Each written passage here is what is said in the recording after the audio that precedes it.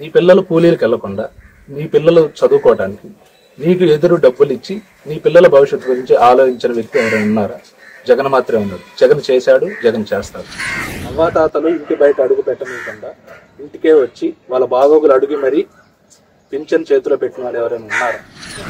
నీకు కానీ నీ ఇంట్లో వాళ్ళకి కానీ ఆరోగ్యం బాగలేకపోతే 1000 రూపాయల నుంచి 25 లక్షల హాస్పిటల్ బిల్లు ఎవరైనా కట్టారా? జగన్ కట్టారు. కాపు నేస్తం, ఈబీసీ నేస్తం, చేయూత, ఆసరా పథకాల ద్వారా మహిళలు తమ సొంత కాళ్ల మీద తామే నిలబడేటట్టు చేయగలిగిన అవకాశం ఎవరైనా ఇచ్చారా? జగన్ ఇచ్చాడు. జగన్ చేశాడు, జగన్ చేస్తాడు. ఇల్లు అనేది ప్రతోడికి ఒక కళ.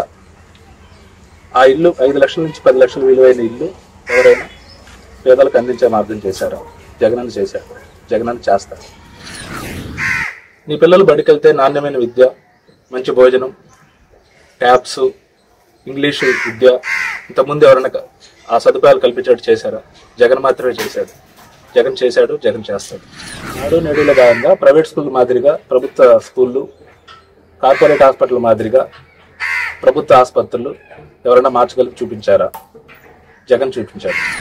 మీ పిల్లల ఉన్నత చదువుల కోసం ఫీజు రియంబర్స్మెంట్లు, హాస్టల్ ఫీజులు ఎవరైనా సిన్సియర్గా టైంకి ఎవరైనా కట్టగలిగారా? జగన్ కట్టాడు.